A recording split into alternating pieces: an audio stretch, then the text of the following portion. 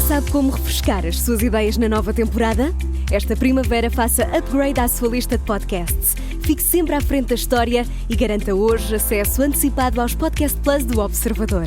Agora, com 20€ de desconto. Assine em observador.pt.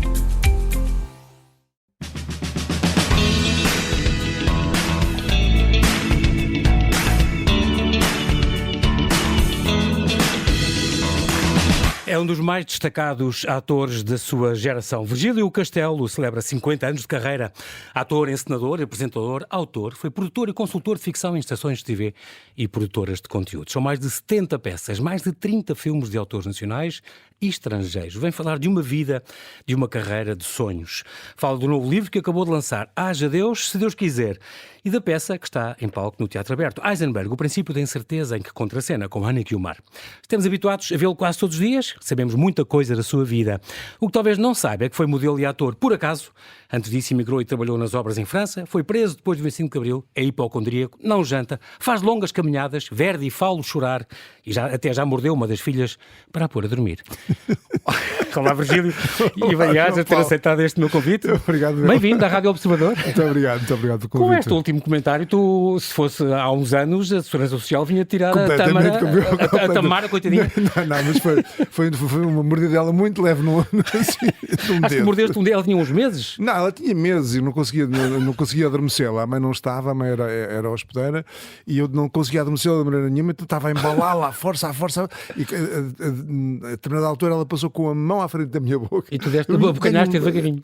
Completamente. E resultou? Resultou, adormeceu logo. Sim, mas é melhor não espalhar esta receita. Pois não.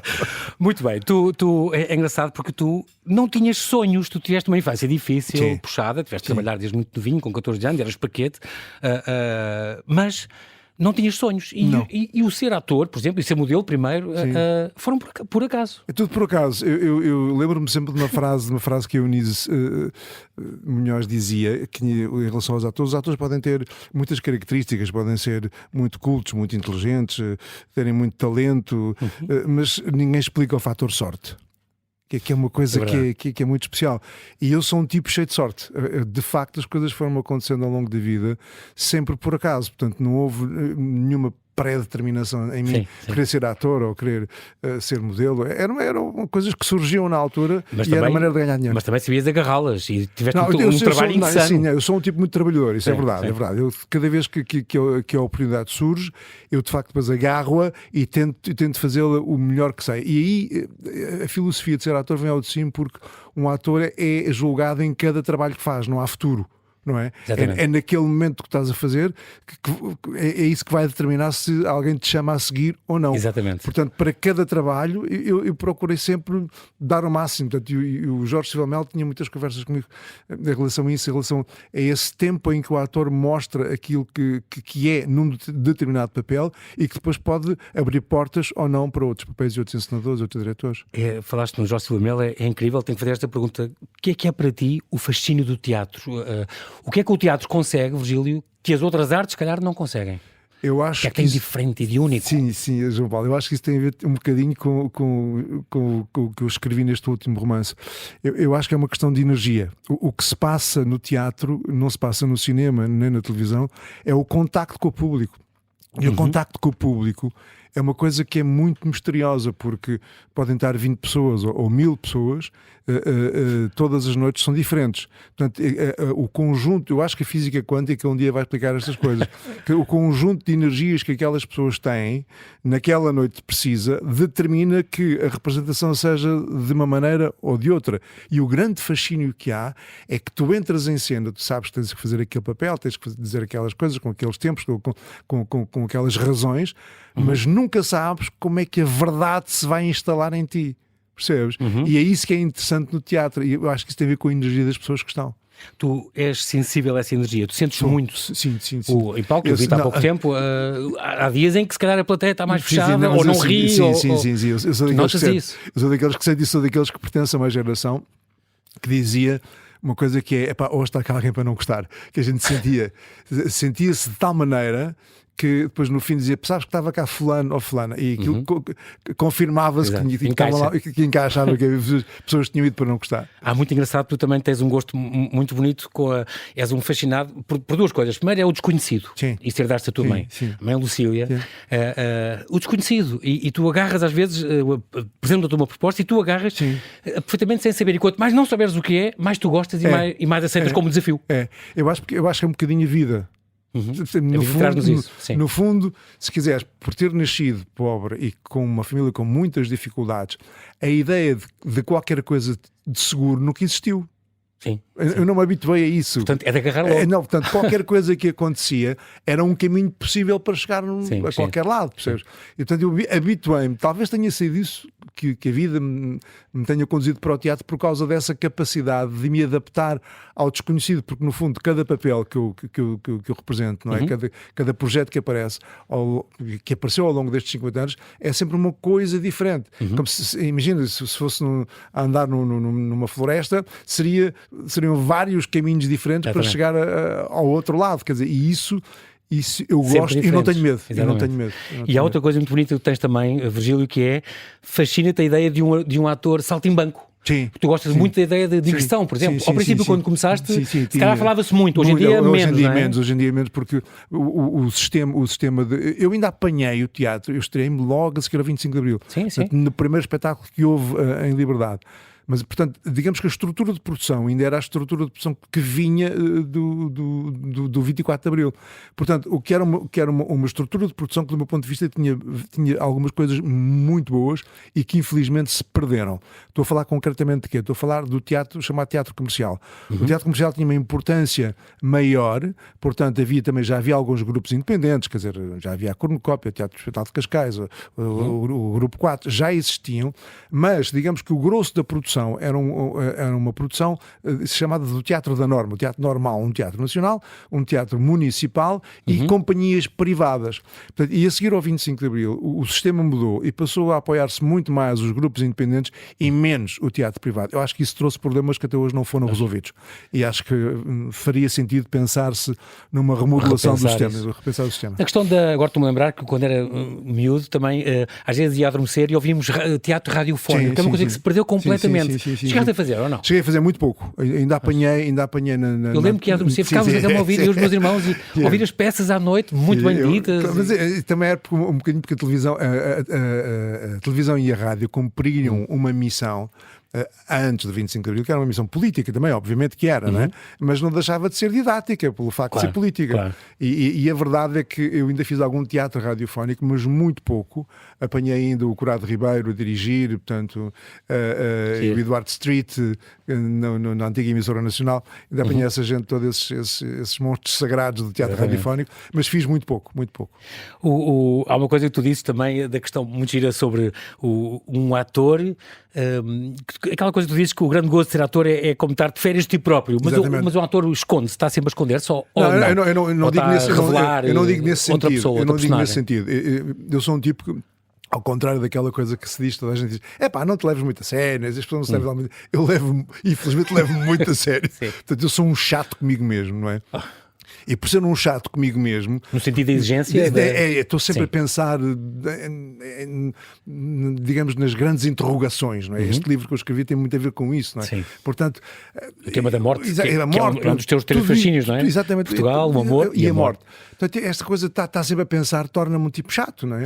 De modo que fazer teatro é sair da chatice, percebe? Eu deixo de ser eu a pensar... Ter férias de mim, passo a pensar nos problemas daquele... Neste momento estou a pensar nos problemas deste Alex, desta personagem que eu faço no princípio da incerteza. Digamos que digamos, a filosofia de vida dele é que me acompanha, não é provavelmente da minha neste momento. Esta questão na tua vida passa por hipismo, passa por esgrima, viola, piano. Tocaste, aprendeste a tocar? Aprendi a tocar por uma razão simples. Eu fiz o curso do conservatório em Estrasburgo. Portanto, eu fiz ao contrário. Como eu fui parar ao teatro por acaso, portanto, depois resolvi ir para o teatro já depois de ser profissional, estás a ver? Eu fui tirar e tive uma bolsa da Gulbenkian. Uma coisa ótima. uma história giríssima porque o teu amigo, foste com o amigo que ele é que ia concorrer à bolsa. Ele queria uma bolsa para Nova Iorque, não teve bolsa para Nova Iorque, E tu tiveste eu tive uma para Estrasburgo. Portanto, a minha vida tem sido sempre isso. É extraordinário. E nessa escola, uma das obrigações que existia era um aluno, durante os 3 anos que lá estava, tinha que aprender a tocar um instrumento. Ok. Eu já sabia tocar viola um bocadinho desde miúdo, e então resolvi, vou aprender a tocar. Aproveito Outra isto, coisa, exatamente. tenho professores, Boa. e então aprendi a tocar. Não toco muito, mas toco um bocadinho. E adoras cantar, é engraçado. É o teu treino de voz. É o meu treino de voz. Portanto, todos os teus colegas levam contigo Levam a comigo, cantar tudo e mais alguma coisa. Tudo e mais alguma coisa. De fados, ópera, música pimba, jazz, é o que tu quiseres. É tudo Estes misturado. Globos de Ouro, como tu levaste com o Camareiro, por exemplo, com o João Mota, ensinado pelo João Mota, estes prémios SPA e tudo, são muito importantes para ti os prémios? São bons incentivos? São, eu acho que sim. Eu acho que é muito difícil, digamos, avaliar o que é o reconhecimento, não é? Como nós não temos em Portugal, infelizmente, porque acho que isso se perdeu a seguir ao 25 de Abril, como nós não temos a avaliação tradicional, que é a avaliação do público, porque em todo o mundo os atores só vivem por causa do público. É verdade. Portanto, ou seja, o público que paga bilhete para ir ao teatro, que paga bilhete para ir ao cinema, portanto, a avaliação de um ator é feita da maneira mais prática e mais imediata. Nós não temos isso, porquê? Porque o cinema é todo subsidiado e o teatro é maioritariamente subsidiado. Portanto, a avaliação, se tu vales alguma coisa como ator, não pode ser feita pelo público, o público não vai lá. Exato. Portanto, digamos, a avaliação é a avaliação dos pares. Neste caso, os prémios é um bocadinho a avaliação do meio. Essa dos consagração, pares. exatamente. Portanto, é uma avaliação possível e eu fico contente com essa, já porque não tenho outra, pelo menos esta tenho. Tu tens esta coisa dos monólogos. Eu estou a olhar aqui para o 2017, o último dia de um condenado, este texto maravilhoso do Vítor Hugo, que o Paulo Sousa Costa ensinou contigo, o grande Paulo Sousa Costa, que é um monólogo, portanto, e como tu dizes, esta peça, aliás, que representaram em 2017, se não me engano, os 150 anos da abolição da pena de morte, aprende-se mais, e aliás o Vítor Hugo fez um grande elogio a Portugal, exatamente, por ter sido modelo para a Europa, sim. aprende-se mais, como disseste uma vez, com isto sobre a pena de morte e tal, do que morte à morte, não é? Do que se calhar com muitas aulas e muitas aliás, nós fizemos a peça na Assembleia da República. Não sabia. Nós fizemos uma representação especial para os deputados e correu muitíssimo bem, portanto, porque de facto é um tema muito, muito, muito importante e eu acho que, aliás, do modo geral, não é só esse do Vítor Hugo, quer dizer, eu acho que o teatro e o cinema, quando são bem feitos, podem tratar todos os temas importantes que existem e que preocupam a humanidade e serem mais eficazes a passar as mensagens que é preciso passar para as mudanças de comportamento que são necessárias, do que propriamente, digamos, a atitude panfletária, quer dizer, que não funciona grande coisa. Giro. Outro monólogo que eu vou falar, O Homem da Amália, estamos a falar em 2021, mas um teatro que tu escreveste, onde tu interpretas, também um monólogo, onde tu interpretas 12 homens. Exatamente. Ouvi dizer que vai voltar. Sim, vamos repor no Teatro da Malaposta no mês de novembro. Portanto, agora está a Yellowstar Company, está a tomar conta daquilo, aliás, já vai agora começar lá, ainda bem, são boas notícias. Exatamente, repomos a partir de novembro. Estamos a falar da Amália porque tu és um homem da Amália, a tua pessoa favorita, tu tens este fascínio extraordinário. Este fascínio pela Amália porque não a conheci, eu adorava tê-la conhecido pessoalmente, não a conheci, e resolvi escrever uma peça para homenagear, portanto, e esses homens que eu interpreto não só homens, interpreto também a mãe da Amália, portanto, são várias figuras que aconteceram na vida da Amália e que eu recrio sem imagens, portanto só com a minha voz e com a interpretação, e que ilustram o percurso deste homem que esteve toda a vida apaixonado pela Amália. Era um stalker, mas bem intencionado. Sim, que no fundo ajudou a carreira dela, que existiu mesmo. O homem no qual eu me inspirei, que era um senhor chamado José de Melo, existiu mesmo, portanto, e o que ele fez foi negociar ou renegociar o contrato da Amália no Café Luso, quando ela tinha 20 anos, imagina tu, portanto, em 1940. Depois eu pego nesse facto concreto e depois transformo-o num homem apaixonado por ela, portanto, mas isso não faz parte da verdade. Outra coisa, tu dizes muitas coisas bonitas, outra coisa bonita que tu dizes é o significado da Amália, porque tu dizes que ela é tão importante porque nos faz pensar que bom que é ser português, a ideia da pátria, a ideia de uns valores. Exatamente. E há uma coisa que eu aprendi com um amigo meu há muitos anos, há 50 e tal anos, é uma expressão que eu aplico à Amália, que ele aplicava já na altura, roubei a ele. Aliás, eu acho que quem escreve está sempre a pilhar ideias em todo lado. Esse meu amigo dizia que a Amália tinha a aristocracia da raça.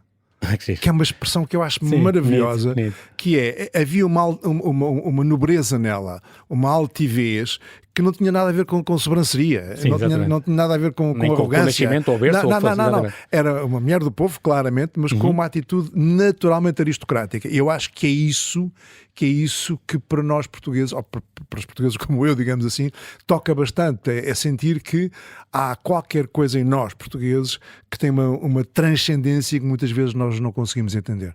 Tu trabalhaste com gente extraordinária, o Jorge Silva Melo, já falámos dele, o Diogo Dório, o Filipe Laféria, o António Feio, o Paulo Mato, a Maria Emília Correia, estou aqui a ver a Fernanda Lapa, o João Mota e o João Lourenço, desde há 44 anos, com o Bal no Trindade. E depois disso, muitos. Estou a pensar também na Rua, em 88. Grande espetáculo. E um espetáculo que foi muito violento para ti também. Era muito violento, era talvez o espetáculo mais violento que eu fiz até hoje. Que não te deixava dormir? Não me deixava dormir. Eu ficava de tal maneira, digamos que o meu metabolismo alterava-se tanto, porque a personagem era uma espécie de sábio da rua, chamava-se Salomão. Okay. Portanto, era um tipo com uma vivência muito... Olha, para teres uma ideia, quem fez a peça em Londres foi o vocalista do Sex Pistols. Do Sex Pistols? Estás a ver, portanto, o que era uma coisa completamente punk. Punkarda rock, sim. Muito, muito maluca. E eu ficava de tal maneira que tinha que levar 3 ou 4 horas antes de ir para casa. Ia beber, ia dançar, ia conversar para poder cansar-me. Exato. Para pedir ir para casa. Para poder dormir e descansar. Exatamente. Engraçado falar dos Sex Pistols e desta ideia punk, mas esta atual peça do Eisenberg que estás a fazer, também o Stevens, que escreveu a peça, também teve uma banda de punk hard rock. A peça não é tanto este registro, mas é extraordinário. Felizmente também já não tenho idade para isso.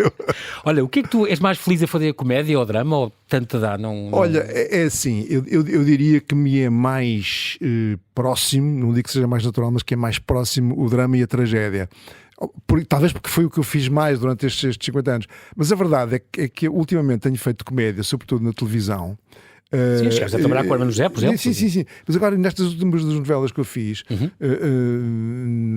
na Senhora do Mar, que está ainda no ar, e eu que fazia de serviço, eram papéis cómicos, onde eu fui buscar registros que eu não usava desde o tempo em que eu me estreiei na revista, porque eu estreiei-me na revista.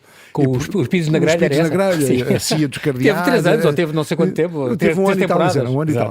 Mas, portanto, eu fui buscar esses registros que eu já não usava há muito tempo. Okay. Lembro-me de, por exemplo, de uma coisa engraçada, que é quando a minha filha Violeta nasceu, há 20 anos, eu estava a fazer uma peça com o António Feio no Vilaré, acho que era o Deixa-me Rir, com o Zé Pedro Gomes e outros colegas, e eu andava, estás a ver, nasce uma filha, tu não dormes, eu já tinha 51 anos quando ela nasceu, portanto, e mesmo assim eu andava com uma leveza, porque a comédia permite isso. Sim. A comédia, como estás a fazer comédia, seja no teatro, mais no teatro até do que na televisão ou no cinema, estás com uma disposição muito mais leve. E eu, como sou um tipo pesado, como já te disse há bocado, portanto, cada vez que tenho a oportunidade de fazer comédia, eu gosto imenso. Aproveitas para descontrair. Muito bem. Virgílio, diz-me uma coisa, o maior elogio que podes receber é as pessoas da rua abordarem-te e darem-te as histórias delas ou gabarem as tuas? Não sabia responder, não sabia como é que tenho de responder. Porque em relação ao meu trabalho de ator, normalmente o que as pessoas dizem é: olha, gosto disto, gosto do seu trabalho, não sei o quê, e isso deixa-me muito contente.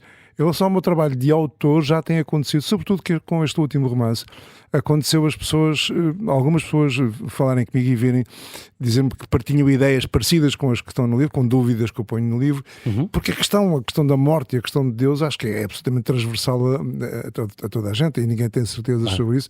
Portanto, tem perguntas, há muitas pessoas que têm perguntas como eu, aliás, todas as pessoas só têm perguntas, ninguém tem respostas. Exatamente. Mas há alguma abordagem mais específica e a dizer, ainda bem que falou deste assunto. Eu também pensava assim nesta ou naquela secção. Exatamente, muito bem. Estou a falar disto da abordagem porque eu lembro-me de um pormenor curioso teu com a Cláudia Cardinal, por exemplo. Exatamente, foi a única vez, sabes que foi a única vez que eu fiz isso. Foi? Que abordaste um ator, uma atriz, não? Porque estava, é o fascínio que eu tinha de miúdo de ver a Cláudia Cardinal quando eu não sequer sonhava ser ator, e um dia encontrei-a no aeroporto em Roma e fui ter com ela e disse: desculpa, olha, eu sou ator, venho só cumprimentá-la, dizer que eu gosto imenso do seu trabalho, e ela foi muito simpática, muito querida. Muito bem. Como é que tu lidas com a crítica e com as redes sociais, Virgílio? Tu frequentas? Não tenho redes sociais, nunca tive.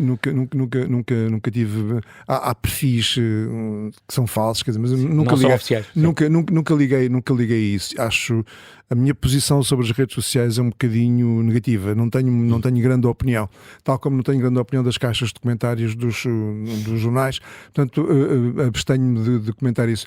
Agora, eu lido com a crítica de uma maneira que eu penso, ou melhor, que eu tento ser positiva, tento que seja objetiva, porque uma coisa é apontarem-te naquela peça ou naquele livro ou naquela, digamos, há um trabalho mal feito, não é? E outra coisa é dizerem que não gostam daquela ideia ou não gostam do teu trabalho, e isso aí não há nada a fazer, não gostam, não tem como contrapor em relação a isso, percebes? Portanto, a crítica, quando eu tendo a aceitá-la quanto mais a tendência para ser objetiva, não é? No cinema é muito bonito, diz uma coisa que é ao cinema, ao teatro, são artes. A televisão é entretenimento, é uma coisa um bocadinho diferente. É diferente, é outro nível. É outra coisa. Mais de 30 filmes é extraordinário. Filmes em Portugal, em França, em Itália, na Alemanha e na Índia. Eu lembro que na internet dizia uma coisa qualquer, tu eras descendente também de goeses católicos. Que eu saiba, não sou. Porquê na Índia? Porque é um filme inglês. Okay. Que tem um protagonista indiano. Portanto, parte da história passa-se na Índia, parte da história passa-se em Inglaterra. E filmaste lá? E a parte em que eu entro passa-se em Bombaim e Goa. Portanto, é por isso que eu vim filmar a Índia. Mas tu, aliás, Goa fascina-te muito também, não foi? Também por causa do Camões? Exatamente, por causa do Camões. Eu fui a primeira vez, eu já fui, com esta foi a terceira vez que eu fui a Goa. Portanto, eu fui a Goa a primeira vez em 1995 e fui exatamente porque andava, como ainda hoje, ando fascinado com o Camões e leio tudo sobre ele. Eu li agora estas duas biografias que saíram. Agora é a altura certa, exatamente. E fui naquela tentativa ingênua, se quiseres, romântica. Passar nos sítios. Exatamente. Sim, claro que. A energia. É ir à procura da energia do Camões. E devo dizer-te que aconteceu uma coisa muito curiosa, que é, eu senti duas vezes na minha vida uma espécie de revelação mística. Uma epifania. Epifania não, essa já tive mais ou menos a outros níveis. Okay. Ter ideias que não saem da cabeça e são de tal maneira nítidas que tenho que as concretizar. Agora, uma coisa mística, tu te sentires que há um bem-estar interior que tu não consegues explicar, que te está a acontecer, que não passa pela tua razão. Isso aconteceu em Goa da primeira vez, sim. E da segunda vez em Nova Iorque, que é a cidade menos suscetível de ter uma experiência mística, não é? Mas aconteceu. Mas a primeira foi em Goa. Eu fiquei completamente. Houve ali um momento em que. Foste arrebatado. Completamente. Fui para outra dimensão qualquer. Muito bem. Realizar, é que ainda não quer realizar-te, mas é um sonho, ainda é uma coisa que persiste. Gostavas de? Um dia gostavas? Gostava muito. O cinema já entraste em muitos. Devo dizer. Solete Satã, por exemplo, Leonardo Oliveira, trabalhaste com ele, incrível. Eu trabalhei, felizmente. Joaquim Leitão, Luís Filipe Rocha.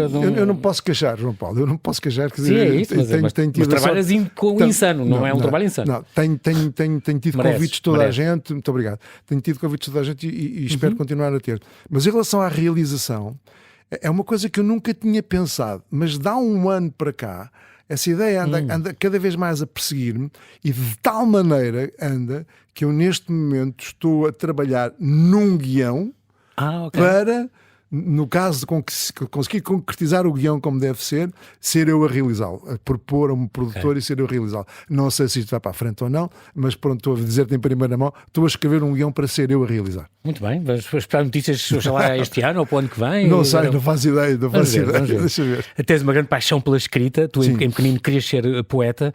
No teatro eu não falei nisso, mas no teatro também aos 4 anos já sonhavas com o tal cubo preto, que é no fundo um símbolo de um palco, talvez, já tinhas essa coisa do... Eu sempre me vi, eu sempre fui um miúdo muito solitário, ainda hoje acho que sou um tipo relativamente solitário, apesar de ter uma família fantástica e de estar acompanhado. Com as 3 filhas. Sim. Tu tens 2 netas chamadas Flor? Tenho uma neta chamada Flor. E a outra não tem outro nome diferente, é isso? Noah, chama-se Noah. Ah, tá bem, ok. Eu li não sei onde que era Flor, como a minha mãe e as minhas irmãs, é-me tirar um nome muito bonito, portanto.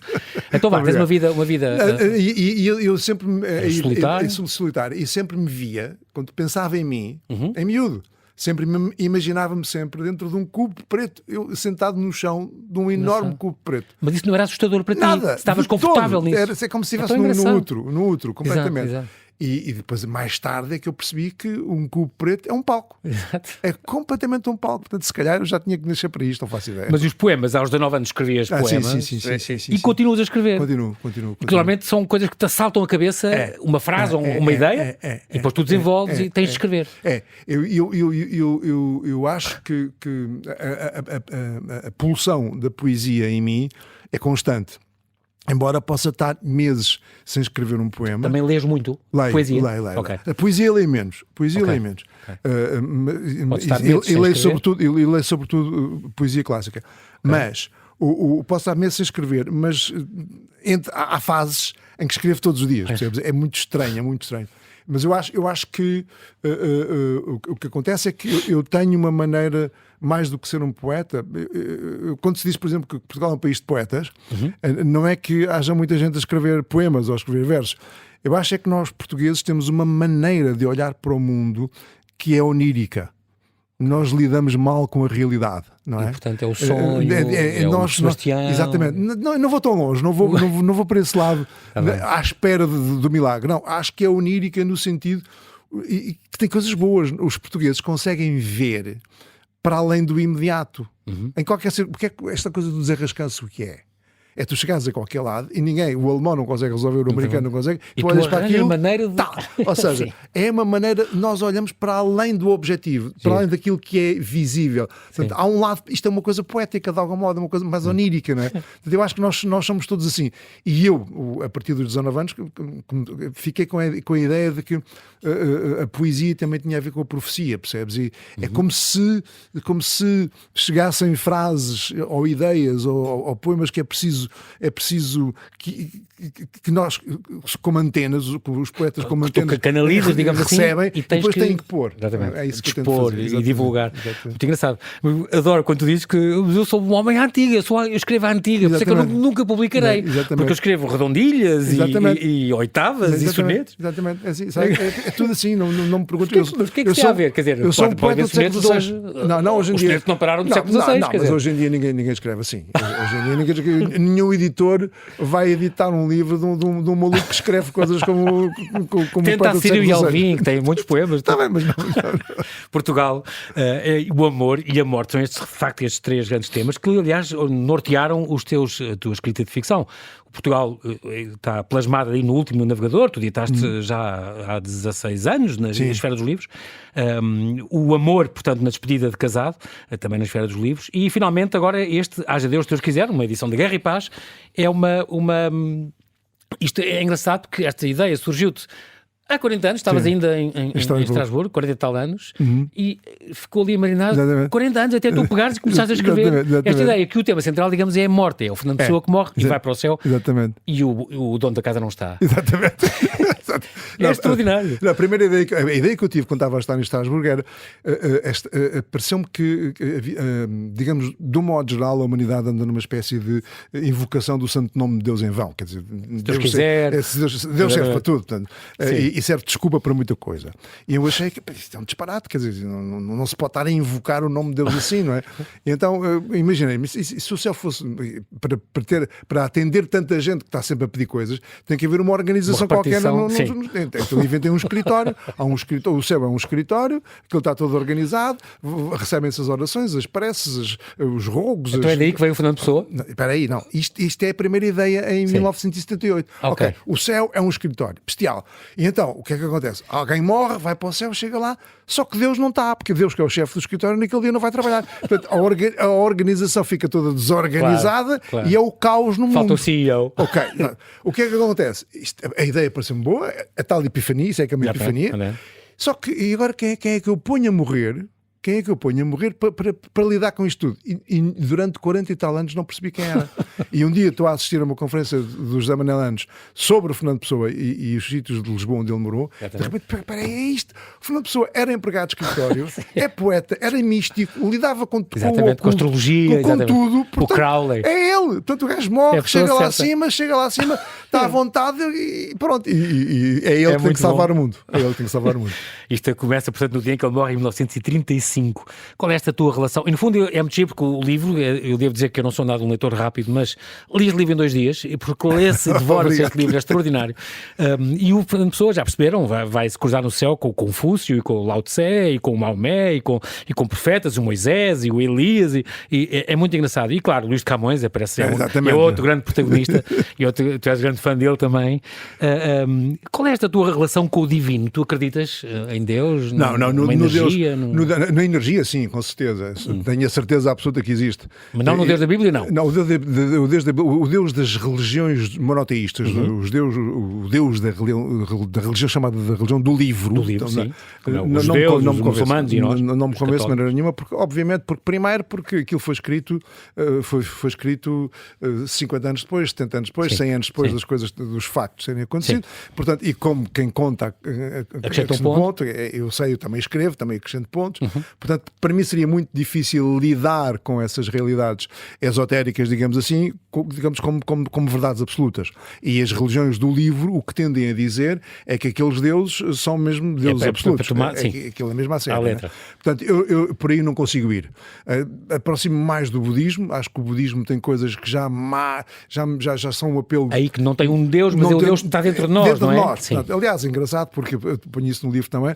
Quer dizer, o Buda aparece antes do Cristo, a dizer 600 anos antes, quer dizer, Deus está dentro de nós. Exatamente. E o Cristo depois vem dizer ama aos outros como te amas a ti próprio. Portanto, isto está tudo ligado, como diria o outro, não é? Exatamente. Portanto, mas para mim, para te responder à tua pergunta, o que eu acredito é que existe de certeza absoluta qualquer coisa que eu considero ao nível da energia, uma grande sabedoria, exatamente, como tu chamas, a grande sabedoria. Há uma grande sabedoria para tudo, para o universo, para as plantas, para os animais, explicar a maravilha que é exatamente, isto é fantástico. Agora, ter a pretensão, e aí agora apetece-me fazer aqui um parênteses mais sério, né? Ter a pretensão de haver alguém que possa dizer, como temos agora neste momento a guerra no Médio Oriente, alguém dizer que o meu Deus é que é e o teu não é. O povo escolhido, exatamente. Isto é uma coisa de malucos. Sim, um bocadinho arrogante. Eu acho que isto, na fase em que estamos, 2024 anos depois do Cristo ter aparecido, quer dizer, haver alguém que diz vou-te matar porque o meu Deus é melhor que o teu, acho isto uma coisa do outro mundo e parece-me francamente uma coisa estúpida, antes de tudo. Portanto, eu não posso conceber a religião como uma coisa estúpida. Eu acho que o divino tem que ser uma coisa inteligente, não é? Portanto, tem que ser mais inteligente do que nós, quer dizer, senão não era divino. Não é? Portanto, eu acho que há bocado falámos assim de raspão da física quântica. Eu acho que a física quântica está a pouco e pouco a explicar coisas de um modo científico que eram coisas que a religião tentava explicar até há pouco tempo, e que são transcendências, aquilo que nos parecem transcendências, mas que não são apenas fenómenos químicos ou físicos que nós ainda não sabemos avaliar. Exatamente, interpretar, e hoje em dia com o avanço da ciência vais explicar. Acho que é isso. Isto foi outra epifania espiritual que tu tiveste a ver esta Eunice, na Mãe Coragem, tu com ela, o Rui de Carvalho, sentiste necessidade então de rezar, tu rezas todos os dias esta grande sabedoria. Todos os dias. Faz-te uma pessoa melhor, de certeza. Rezar é sempre bom. E tens medo de morrer? Agora fizeste 70 anos, no passado? Não tenho medo. Assusta-te a morte ou não? O ato em si, talvez não. A passagem para qualquer coisa, também não. Eu não sei se é medo que eu sinto. Eu devo dizer-te que é o desconhecido. O último, sim, isso eu gosto. Portanto, há um lado meu que está fascinado com o que é que pode acontecer, que a gente ninguém sabe o que é, mas ao mesmo tempo é óbvio que tenho filhas ainda um bocadinho pequenas, e netas, novas, e netas, e fico naquela, quer dizer... Custa-me essa separação. Custa-me um bocadinho, digamos, ultimamente tenho pensado muito nisso e na necessidade que há de nós resolvermos as nossas coisas enquanto estamos aqui. Digamos que a ideia da morte não me assusta, mas também não é uma coisa que eu levo de ânimo leve. Como é que gostava de ser lembrado, Gílio? Não faço ideia, isso não te sei responder. Grande ator? Não, nada disso. Eu gostava, se quiseres, a minha grande ambição, e aí volto, se quiseres, ao meu fundo, passem modéstia, de poeta, o que eu gostaria que acontecesse era que eu tivesse tido, ao longo da minha vida, uma ou outra ideia, tivesse escrito uma ou outra frase, tivesse feito uma ou outra representação que pudesse ter ajudado alguém. Eu não quero mais do que isso. Giro. Esta é engraçado porque tu, a nível de próximas obras, tu tens uma série de contos sobre Lisboa, Porto, Paris, Nova Iorque, Rio de Janeiro, não sei quem, e tens uma síntese também que juntas o Portugal, o amor e a morte, tudo num livro. É outro livro que estás a pensar? Não, isso já escrevi. Vai? Não, isso saiu uma peça de teatro. Ok. Não foi um romance, foi saiu uma peça de teatro, já escrevi. É muito curta. E a ideia é muito ambiciosa. Não sei se consegui, nem sei o que é que vai. Mas que já representaste? Não, está escrita, mas eu não lhe mexi, porque a ideia vou dizer rapidamente o que é. A ideia é escrever um texto, por isso é que já escrevi, porque o texto é curto. O texto é curto, são 12, 13 páginas, só que é um texto concebido de uma maneira que pode ser dito, vai ser dito, espero que seja dito por 7 pessoas diferentes, 7 intérpretes diferentes, e o mesmo texto, dito por aquelas 7 pessoas diferentes, soa a outra coisa. Estou curioso. Eu também. Mas estás a dizer, é muito ambicioso tu queres escrever um texto que, dito por um homem do povo, tem um significado, dito por um aristocrata tem outro, dito por um cínico tem outro, e são sempre as mesmas palavras. Escolheste já pessoas para isso ou não? Pensei nelas, estão pensadas. Mas isto para quê? Estou muito curioso. Isto tem a ver com este universo que me preocupa, que estamos a viver das fake news, da informação em catadupa que tu não consegues distinguir, não consegues distinguir o que é verdade, o que é que não é verdade. Exatamente. E portanto vale tudo. Sim. Vale tudo. E esta coisa do vale tudo, eu pensei, então vou escrever um texto que as pessoas pensem assim, peraí, isto dito para este tipo tem um significado, dito pelo outro tem outro, então peraí, se calhar a coisa não é bem assim.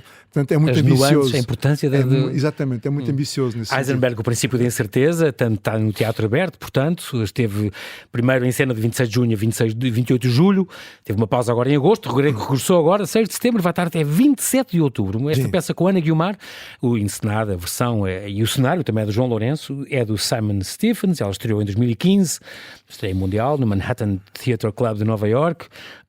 É uma ligação com este princípio deste alemão, Werner Heisenberg. Quando se olha para uma partícula, diz ele, altera-se a partícula. Portanto, nunca é previsível como é que a coisa está. Física quântica, nós alteramos, é extraordinário. Isto também tem a ver com... Isto é transporte para as relações humanas. Exatamente. Será que pode haver uma história de amor verdadeiro entre um homem de 75 e uma rapariga de 38, metade da idade? Já conhecias este texto ou não? Não conhecia de todo. Não foi conhecia de todo. Total surpresa. Não, como surpresa, mas sabes que eu tenho uma relação com o João. O João Lourenço telefona-me e diz-me: estás livre? E eu, se tiver, eu vou. Já fizeste várias coisas com ele. Sim, claro. mas eu não, é o único encenador a que eu nunca pergunto o que é. Porque tenho tanta confiança nele que avanço de olhos fechados. Isto é muito engraçado porque esta premissa é de uma estação de comboio em Londres, uma mulher que aborda de repente um homem desconhecido, ela desculpa-se dizendo que o confundiu com outra pessoa, mas será que foi mesmo isso que aconteceu? Portanto, é este princípio da incerteza aplicado a este relacionamento entre este homem e uma mulher, uma peça muito física, muito intensa. Eu vi, gostei muito, Virgílio, do teu registro. E da Ana Guiomar, tenho que falar dela, que é uma peça extraordinária, fantástica, um contraponto extraordinário. E o que é que ainda te falta fazer? Shakespeare? Gostavas de fazer mais? Eu gostava de ter feito. Havia papéis que eu adorava ter feito quando era novo. Hoje já não os vou poder fazer, mas eu gostava. Estamos o King Lear ou assim? Está bem, mas era preciso que houvesse dinheiro em Portugal para fazer clássicos. Se tu reparares isso que falta, investimento. Não há produção de clássicos. Hoje em dia fazes uns Shakespeare, mas fazes colagens. Uma cena dali, uma cena da Clara. Porquê? Porque não podes. Porque as peças do Shakespeare levam 20 e tal pessoas. Portanto, isso custa dinheiro. Portanto, nós estamos sempre muito limitados a esta questão da produção. Digamos, o modo de produção, como dizia há bocado, o modo de produção que nós temos atualmente em Portugal para o teatro e para o cinema devia ser repensado. Se tu fosses Ministro da Cultura por um dia, tens uma grande medida, podias tomar uma grande medida pelo teatro em Portugal, o que é que tu farias imediatamente? Isto vai-me criar vários dissabores, mas eu vou dizer. Para fechar em beleza. Eu acho que o que eu faria, tanto no teatro como no cinema, era manter os montantes, mas reduzir os intervenientes. Ou seja, em vez de dar 1 milhão de euros para 15 filmes, dava 2 milhões de euros para 8 filmes. Portanto, apostavas mais na produção e com qualidade, exatamente, do que próprio na quantidade. E no teatro a mesma coisa, em vez de ter 200 companhias subsidiadas, teriam 50, mas com 4 vezes mais dinheiro. Isto era o que eu faria. Muito bem. Assusta-te esta questão, última pergunta, a ver com a extrema-direita que está a subir e o populismo que está a crescer no mundo inteiro? Assusta-me. Este caminho que está... Assusta-me e a democracia em risco em tantos sítios. Assusta-me e, desculpa a imodéstia, acho que sei porque é que está a acontecer. Então. Isto está a acontecer por causa das redes sociais. É muito simples. Digo rapidamente. Humberto Eco, quando apareceu a internet, dizia: a internet vai dar voz ao parvo da aldeia. Isto, o que está a passar é que o parvo da aldeia, a quem a gente não ligava nenhuma, a dizer umas parvoices, a gente passava e ia-se embora, o parvo da aldeia agora tem palco. Tem palco. E porque o parvo da aldeia tem palco, quem vende e quem faz negócio, o capitalismo, contra o qual eu não tenho nada, mas que é preciso ter cuidado, é preciso regular, pegou numa quantidade de gente que não comprava, mas como tem voz, passa a comprar. Exatamente. Portanto, eles podem meter logo. Portanto, isto está a crescer. E como a maior parte das pessoas que estão nas redes sociais são as pessoas mais estúpidas do universo, porque sempre houve, nós sempre tivemos pessoas estúpidas, não é? Sim, claro. Só que era o parvo da aldeia, a gente não ligava. Não é? Portanto, agora temos os parvos da aldeia todos reunidos nas redes sociais. E como a política é feita através das redes sociais hoje em dia, a extrema-direita cresce porque é óbvio que digamos, as noções da extrema-direita são noções próprias para pessoas parvas, não é? Portanto, pessoas estúpidas. Portanto, também há cínicos, também há pessoas mal intencionadas, mas a maior parte são pessoas estúpidas ou ignorantes. Portanto, eu acho que as redes sociais têm uma dose de culpa enorme. Na ascensão da extrema-direita no mundo inteiro. Isto não faz parte do princípio da incerteza, uma certeza que nós temos é que o tempo acabou, voou, foi um grande prazer conversar contigo.